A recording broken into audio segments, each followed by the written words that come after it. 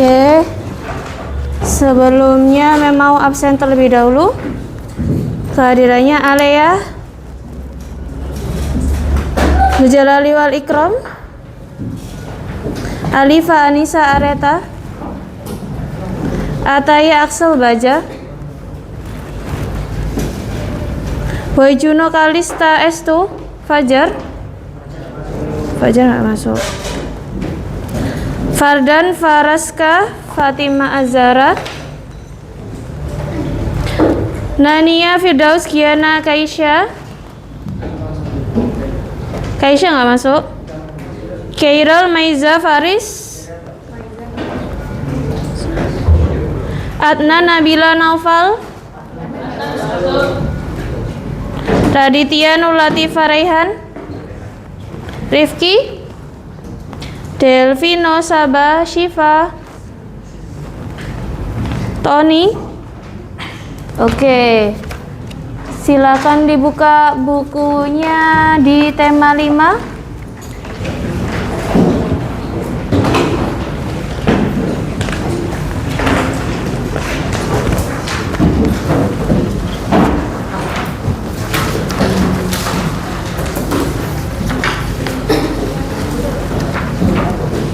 Sudah ya? Halaman 139. Oke, sebelum kita memulai pelajaran ya, kita persiapkan dulu diri kita.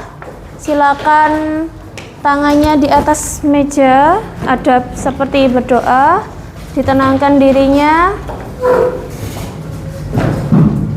Sudah? Tirukan apa yang Mem katakan ya. Jadi nanti kita hirup nafas panjang, terus kemudian dilepaskan, difokuskan dirinya, ditenangkan dirinya ya. Hirup nafas panjang, kemudian dilepaskan sembari seperti itu. Silakan tekuk lidahnya, tempelkan di langit-langit mulutnya ya. Jadi sambil hirup nafas dan melepaskan ini tadi, silakan difokuskan dirinya dan ditekuk lidahnya ini tadi ya. Siap? Oke. Silakan ditutup matanya. Tenangkan dulu dirinya. Hirup nafas panjang. Lepaskan.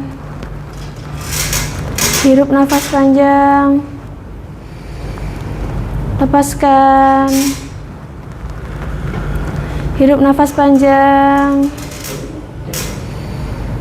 Lepaskan. Masih tetap mata tertutup. Mari berdoa. Tirukan apa yang Mem katakan di dalam hati. Silakan diamini di dalam hati. Allahumma ya Allah yang Maha Mencipta dengan kreativitas tanpa batas, bukalah pikiran kami, wawasan kami, kreativitas kami, agar kami menjadi pelajar yang kreatif, supaya bisa melakukan inovasi, sehingga kami bisa mewujudkan kecintaan kepada nusa, bangsa, dan terutama agama, serta bisa melanjutkan cita-cita Rasul kami. Allahumma ya Allah yang Maha Mencipta dengan kreativitas tanpa batas, bukalah pikiran kami, wawasan kami, kreativitas kami, agar kami menjadi pelajar yang kreatif, supaya bisa melakukan inovasi, sehingga kami bisa mewujudkan kecintaan kepada nusa, bangsa, dan agama, terutama bisa melanjutkan cita-cita Rasul kami. Allahumma ya Allah yang Maha Mencipta dengan kreativitas tanpa batas, bukalah pikiran kami, wawasan kami, kreativitas kami, agar kami bisa menjadi pelajar yang kreatif, supaya bisa melakukan inovasi, sehingga kami bisa mewujudkan kecintaan kepada nusa, bangsa, dan agama, terutama melanjutkan cita-cita Rasul kami. Amin, amin. Al-Fatihah. Sudah, silakan dibuka matanya. Oke, silakan dipersiapkan dirinya. Dibuka halaman 139.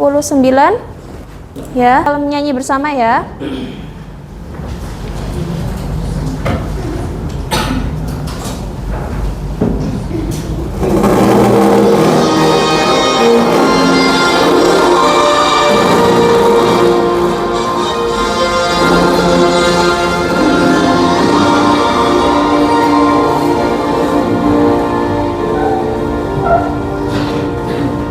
Padamu, ayo suaranya.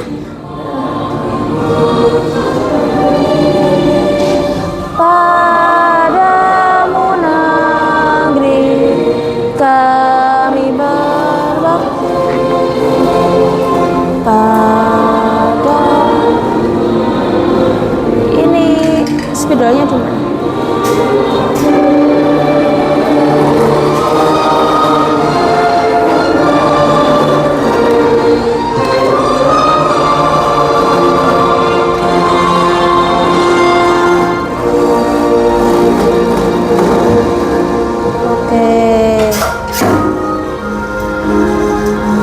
Satu kali lagi. Langsung aja bersama. Padamu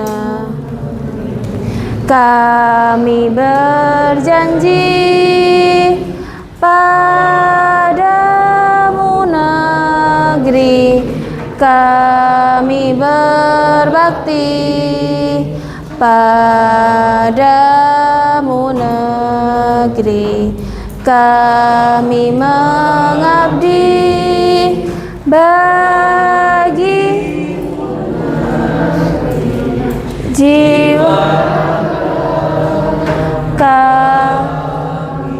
Oke, kira-kira apa hubungannya antara lagu ini dengan materi yang kita pelajari hari ini?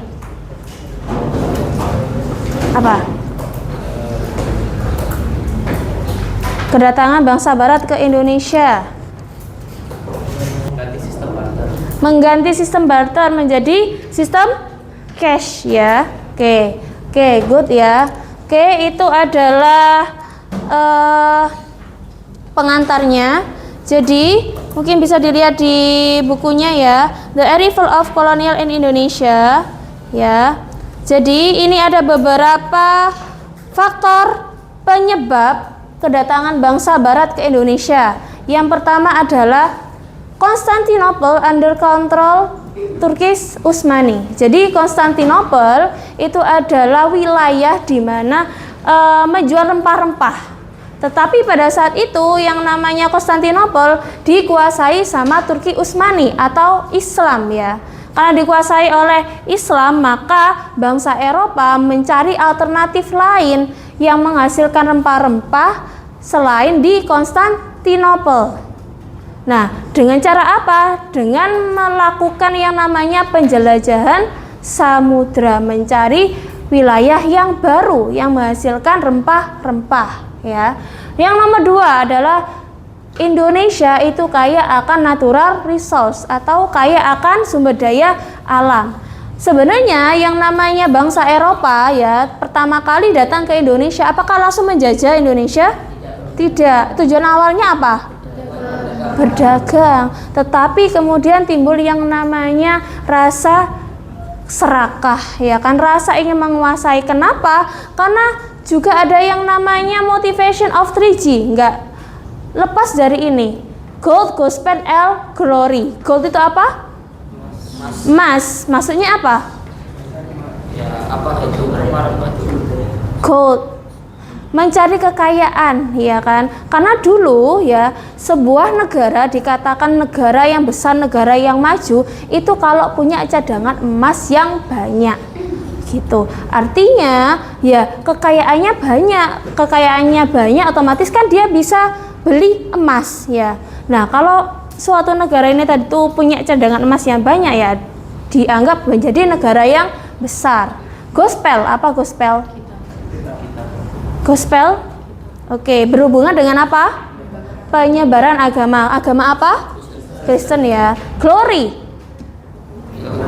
kekuasaan. Nah, kekuasaannya dengan cara apa? Dengan cara menjajah ini tadi. Semakin banyak wilayah-wilayah jajahannya, maka dia kekuasaannya semakin besar, semakin glory ya. Kemudian ada the happening of industry revolution. Apa itu industri revolution? Revolusi industri. Revolusi industri itu apa sih? Terjadinya di mana pertama kali?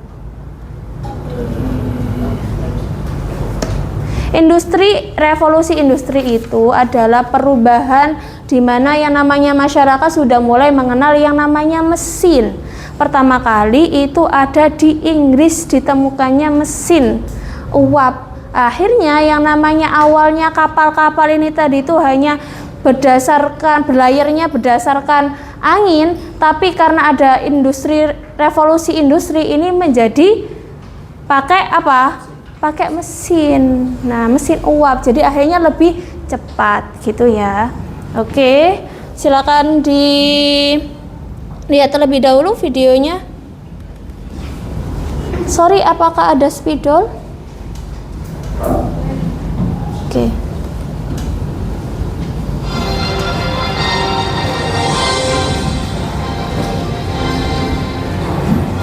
Pada zaman dahulu, bangsa Barat datang ke Indonesia dengan membawa misi 3G. 3G merupakan singkatan dari Gold, Glory, Gospel. Pada saat itu di Eropa, harga rempah-rempah sangat tinggi karena kondisi mereka yang buruk. Mereka berusaha mencari dan menemukan daerah-daerah penghasil rempah-rempah di belahan bumi bagian timur, seperti India dan Indonesia. Di Indonesia terdapat banyak sekali jenis rempah-rempah seperti merica, cengkeh, jahe, pala, kayu manis, adas, kapulaga, dan kunyit. Dengan membawa misi 3G, bangsa Barat melakukan perdagangan dan penaklukan daerah penghasil rempah-rempah. Mereka juga melakukan penyebaran agama. Salah satu dampaknya adalah membaiknya kondisi ekonomi Eropa dan mereka memulai revolusi industri. Sejak abad 16, setidaknya ada 3 bangsa yang pernah datang dan menduduki Indonesia. Di antaranya adalah Portugis pada tahun 1512, Inggris pada tahun 1579, dan Belanda pada tahun 1595. Pada tahun 1512, Portugis datang ke Asia. Portugis merupakan bangsa Eropa pertama yang datang ke Asia. Awalnya, bangsa Portugis berniat untuk pergi ke India, namun usahanya tidak berhasil. Akhirnya, Portugis menguasai Malaka dan Myanmar. Pada tahun 1512, lewat pimpinan Antonio Delvino dan Francisco Serrao, Portugis berhasil memindahkan kakinya ke Indonesia, tepatnya di Maluku. Kemudian, Inggris menggantikan kekuasaan Portugis di Maluku dan membuat sebuah persekutuan dagang yang dikenal dengan East India Company atau EIC. Pada tahun 1992, Peter Wolf ditunjuk sebagai Gubernur Jenderal VOC yang pertama. Tak lama setelah VOC berdiri, pusat perdagangan rempah-rempah dipindahkan ke Jayakarta karena posisinya yang dianggap lebih strategis. Pangeran Yogyakarta sebagai salah satu penguasa di sana mengizinkan hal ini. Beliau juga mengizinkan Inggris untuk mendirikan EIC di Jayakarta. Pada tanggal 13 Mei 1919, Jan Peter Zoon berhasil membujuk penguasa setempat untuk mencabut izin EIC. Setelah kejadian tersebut, Belanda terus mendesak Inggris agar menyingkir dari Indonesia. Oke, berdasarkan buku bacaanmu ini tadi, setelah itu kan yang namanya VOC datang ke Indonesia. Ada beberapa tokoh yang terkenal yang kemudian memerintah Indonesia. Siapa yang pertama? Yang menanamkan kerja paksa?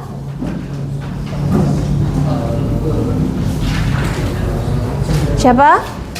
Daendels, ya. Daendels. Atau terkenal dengan forced labor atau kerja paksa. Oke, tujuannya apa kerja paksa? Membangun jalan. Terus, kenapa kok membangun jalan? Buat apa jalannya? Untuk kepentingan militer dan juga untuk apa? Untuk mempermudah yang namanya distribusi sumber daya alam, ya.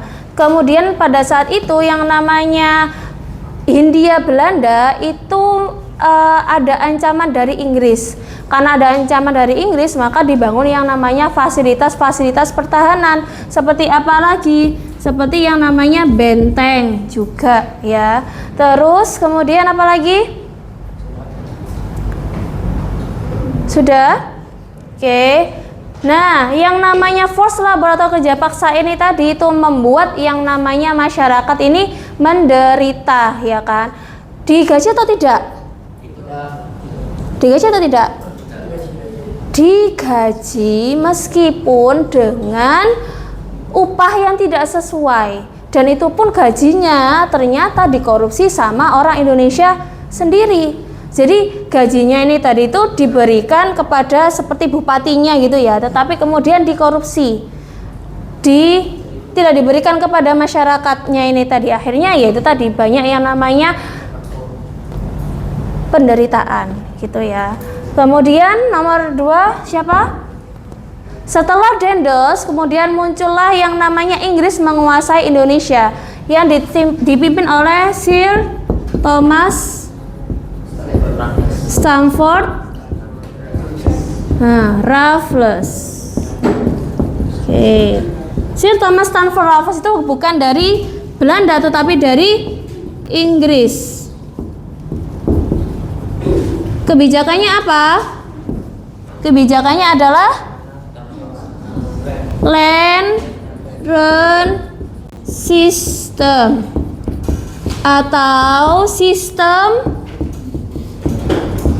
sewa tanah. Jadi semua tanah yang dimiliki sama orang-orang masyarakat itu adalah milik dari pemerintah Inggris. Jadi semuanya wajib membayar sewa, wajib bekerja. Kalau misalkan nggak punya tanah gimana mem? Ya harus bekerja di tanah-tanah milik pemerintah. Oke. Terus yang nomor 3 ada siapa? Van den Bosch. Oke. Yang menerapkan kebijakan berupa apa namanya? Kultur sel atau tanam paksa. Kenapa kok bisa ada tanam paksa? Kenapa kok bisa ada tanam paksa? Apa aja yang ditanam? Apakah padi? Apa? Rempah-rempah. Tanaman yang bisa diekspor dan laku di pasar internasional seperti teh, kemudian cengkeh, ya, Cina pada saat itu ya. Jadi kenapa kok ada yang namanya tanam paksa? Karena pada saat itu yang namanya Belanda kasnya kosong. Kenapa kok kasnya kosong? Karena banyak yang namanya peperangan, menguras banyak biaya. Contohnya adalah ketika yang namanya Perang Jawa, ya dipimpin oleh Pangeran Diponegoro. Yang namanya Belanda ini akhirnya membangun banyak benteng-benteng, membangun banyak pertahanan, kemudian menambah senjatanya. Kenapa? Ya karena perlawanannya ini sangat kuat. Akhirnya uangnya habiskan. Lah, kemudian apa idenya? Kita harus membuat kebijakan yang baru agar bisa mendapatkan untung. Apa itu? Ya ini tadi, tanam paksa. Lah, karena ada tanam paksa ini tadi yang namanya kas Belanda awalnya 0, jadi akhirnya untungnya sampai 500%. Jadi yang awalnya bangkrut kemudian akhirnya bisa banyak untungnya. Lah, ternyata kemudian timbul yang namanya protes dari orang Belanda sendiri. Kenapa? Loh, kita ini loh dapat untung banyak tetapi kemudian rakyatnya kita yang namanya Indonesia ini tadi itu banyak sekali menderita. Yang namanya Belanda itu sebenarnya harus ngasih balas budi kepada yang namanya Indonesia. Maka muncullah yang namanya politik balas budi atau politik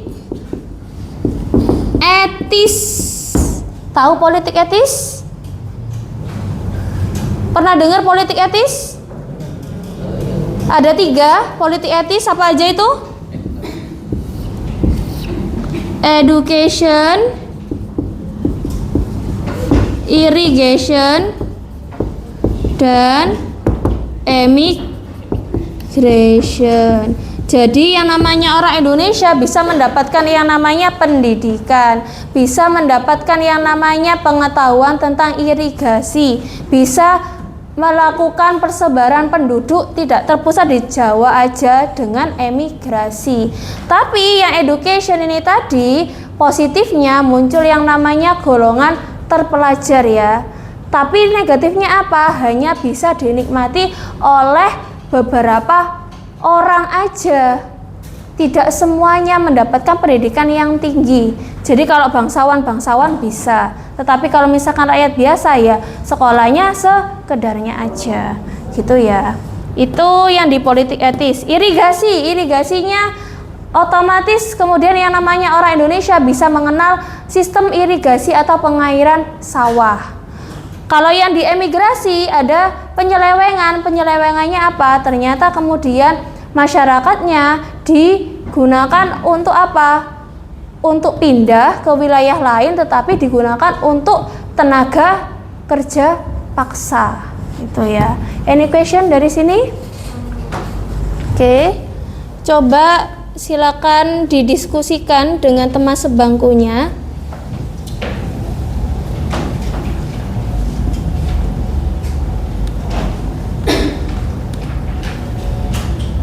Sebentar.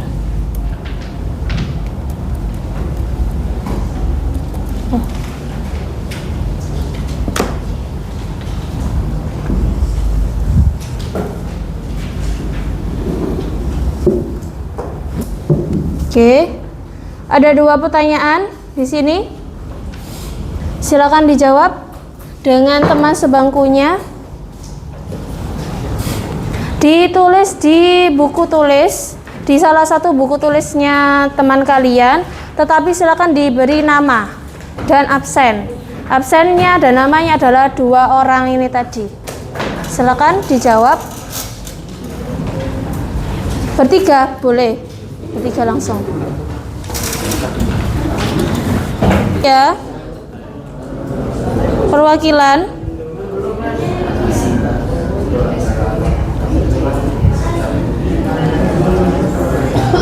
Nomor 1 coba dijawab. Faraska. Berdiri.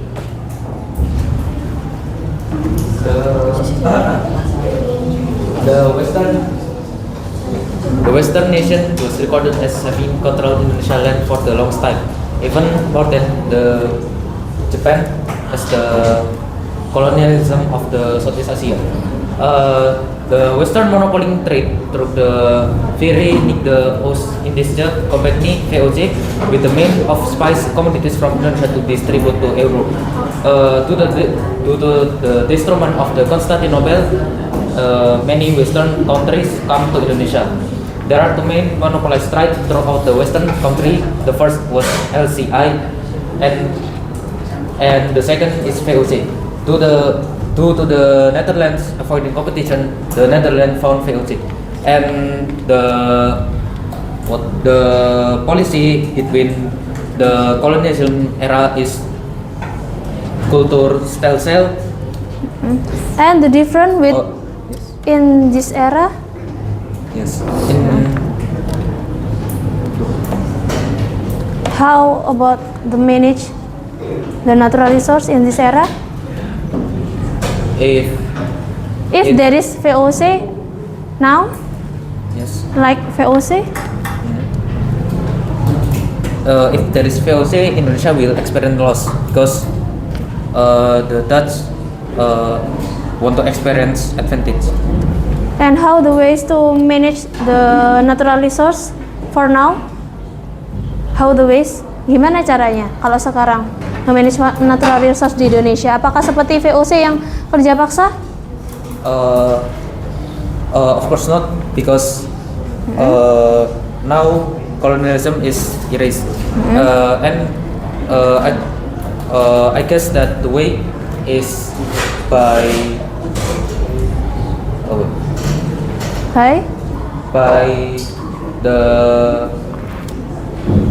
the equality of the distribution of the advantage of the natural resource in Indonesia, and we can tightening the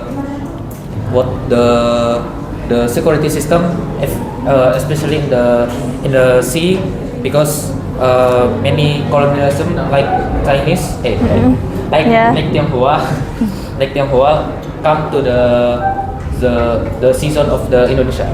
Okay, thank you Faraska. Okay, next number 2, S2. Come on.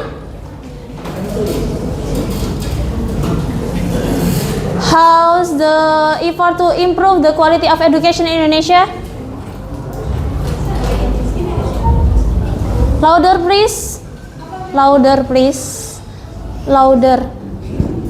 Dikeraskan suaranya.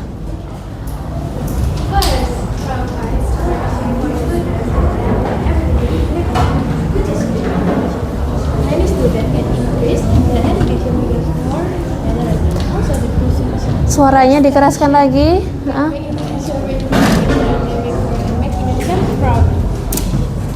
Second, increase facilities in Indonesia, because any school in Indonesia has the bad facilities, most of them, and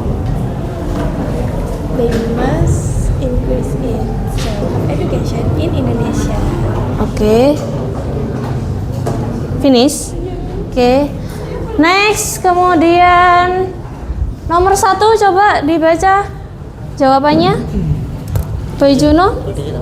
Oke, jadi tadi yang di Faraska jawabannya adalah berbeda ya.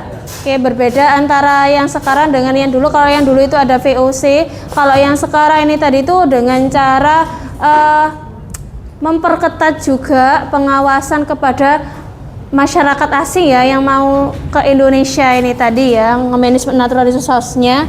Nomor 2 yang tadi S2 adalah dengan cara seperti apa? Dengan cara meningkatkan scholarship, kemudian meningkatkan fasilitas pendidikan dan juga pemerataan pendidikan. Kalau jawabanmu yang nomor 1 seperti apa? Yang nomor 1 itu the difference between the Western control the Indonesia's natural resource and the ways of Indonesia control Dengan cara The first one is the Dutch control the Indonesia's natural resource by doing forced labors and cultuurstelsel. This action is done by tenders and Van den Bosch. Meanwhile in this era, the Indonesia people control the natural resource by increasing the job quality and providing jobs to get the natural resource and control it to become better items. Okay, good. Terus Ataya number 2, how to improve education in Indonesia? We can using the same curriculum in every school and upgrade the school facility in all education source. Oke, thank you for the all answer ya. Ini ada contoh jawabannya ya. Jadi yang nomor 1 itu bagaimana nge-manage yang namanya natural resource di Indonesia ya. Nah, kalau yang pertama yang di VOC tadi kan dengan trade monopoly ya. Kalau yang di sekarang ada yang namanya government regulation and national companies, atau yang namanya Indonesia sekarang ada yang namanya peraturan. Peraturannya terkait apa? Terkait dengan tenaga kerja. Tidak boleh ada yang namanya sistem kerja paksa. Kemudian untuk memanage natural resource juga, yang namanya Indonesia itu juga ada yang namanya BUMN. Contohnya Pertamina, ya kan? Kenapa kok ada Pertamina? Ya biar minyak yang ada di Indonesia tidak dikuasai oleh masyarakat asing, ya kan? Nah, itu tujuannya. Terus kemudian itu tadi ada forced labor atau cultivation force, ada tanam paksa. Kalau sekarang tidak ada yang namanya tanam paksa. Hak-hak dari yang namanya pekerja itu dijamin sama negara, ya. Terus kemudian yang nomor dua itu adalah cara untuk improve education di Indonesia. Contohnya adalah dengan cara misalkan increase access to education. Jadi semua orang ini bisa mengakses yang namanya pendidikan. Jadi dengan cara seperti apa? Fasilitas pendidikan ini tadi tuh diratakan di seluruh wilayah di Indonesia. Ada yang namanya tadi beasiswa, ya kan? Terus kemudian ada pengembangan kurikulum. Pengembangan kurikulumnya ini tadi tuh berdasarkan dengan bagaimana tantangan masyarakat pada saat ini. Nah, itu adalah caranya. Oke. Berarti apa aja yang kalian bisa pelajari hari ini? Kita rangkum. Yang pertama adalah causing factor atau faktor penyebab bangsa barat datang ke Indonesia. Apa aja tadi? Rempah-rempah. Kaya akan rempah-rempah. Terus kemudian motivation of 3G, and then Industry Revolution, and then Konstantinopel under control Turki Utsmani. Oke, itu. Terus kemudian apa lagi? Ada beberapa tokoh yang terkenal. Siapa aja? Daendels. Terkenal dengan apa? Forced labor atau kerja paksa. Terus kemudian Sir Thomas Stamford Raffles. Itu orang mana? Inggris atau? Oke, Inggris. Yang terkenal kebijakannya adalah land rent system atau sistem sewa tanah. Terus kemudian yang ketiga ada Van den Bosch. Ini tadi kebijakannya adalah tanam paksa atau kultur stelsel. Penyebabnya apa? Penyebabnya ada tanam paksa tadi apa? Adanya kekurangan dana atau kekurangan kas di Belanda, ya. Kemudian apakah ini ditentang atau didukung sama masyarakat? Ditentang. Maka ketika ditentang, maka muncul kebijakan baru, yaitu politik balas budi, yaitu apa? Politik etis. Ada berapa politik etis? Nah, apa aja? Education. Oke, dari sini bisa dipahami ya materi hari ini ya. Oke, jangan lupa nanti coba dikerjakan di halaman sebentar. Di halaman 146 coba dikerjakan ya nanti di rumah, dan juga jangan lupa untuk mengisi self dan per assessment yang sudah kalian dapatkan tadi. Sudah dapat semuanya kan? Oke. Dari sini bisa dipahami ya. Oke, semoga pelajaran hari ini bisa bermanfaat bagi kalian, dan semoga kita bisa menjadi negara yang mandiri, yang lebih maju, biar tidak terjajah sama asing lagi ya. Oke, mengakhiri. Assalamualaikum warahmatullahi wabarakatuh.